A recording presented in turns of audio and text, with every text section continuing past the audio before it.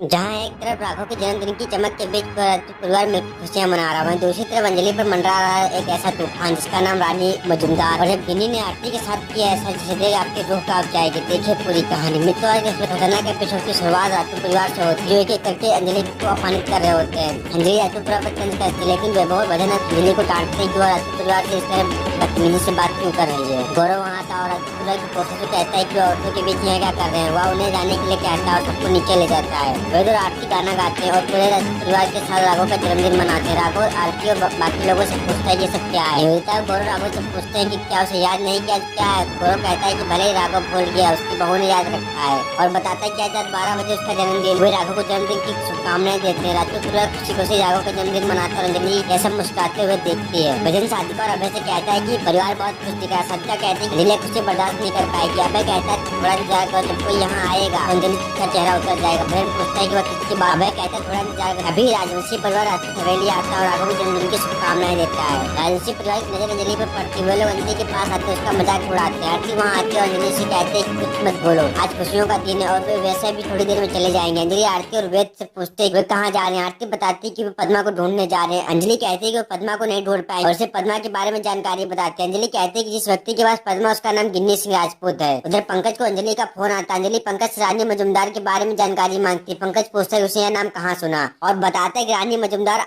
Underworld की बहुत बड़ी हस्ती है। पुलिस उसका कुछ नहीं कर पाती क्योंकि वे कभी यह पता नहीं लगा पाए कि रानी मजुमदार आखिर है कौन। पंकज बताता है कि उसके पीछे मंत्री दामोदर मजुमदार है और रानी मजुमदार उसकी दूसरी पत्नी है। अंजलि सुनकर चौंक जाती है और कहती है गिन्नी सिंह राजपूत ही रानी मजुमदार है। पंकज उससे पूछते है कि वो कैसे इतनी पक्की। अंजलि बताती है कि गिन्नी ने उसे फोन किया था और उसके पास उसका नंबर भेजो, पंकज को भेज देगी। वो पंकज से कहती है कि वो नंबर ट्रेस करे और वो भी गिन्नी को ढूंढे। पंकज को समय मांगता है। अंजलि कहती है कि उनके पास समय नहीं, पद्मा रानी मजुमदार के पास है। यह सुनकर पंकज हैरान रह जाता है और उसे ढूंढने के लिए तैयार हो जाता है। अंजलि फोन काट देती है। कलिया पूरी बातें सुन लेते हैं, सोचते हैं कि वो अंजलि को नहीं छोड़ेगी, उसकी परछाई बनकर उसके पीछे रहेगी। कली कसम खाती कि वो वेद को किसी भी तरह हासिल करेगी। एपिसोड खत्म होता है। अब अगले एपिसोड में आरती गिन्नी को फोन करके उसे मौसी कहकर बुलाती। गिन्नी आरती पर तंज कसती और कहती कि उसकी मौसी नहीं। गिन्नी कहती है कि अंजलि का अभय के साथ अवैध संबंध था, इसलिए उसकी शादी टूटी। गिन्नी कहती है कि वो आरती को मार डालेगी ताकि अंजलि अकेली रह जाए। अगले एपिसोड में जब आरती कहेगी गिन्नी को मौसी, तो मिलेगा क्या प्यार या मिलेगी मौत की धमकी। गिन्नी की जबान से निकला हर शब्द अब अंजलि और आरती की जिंदगी को हमेशा के लिए बदल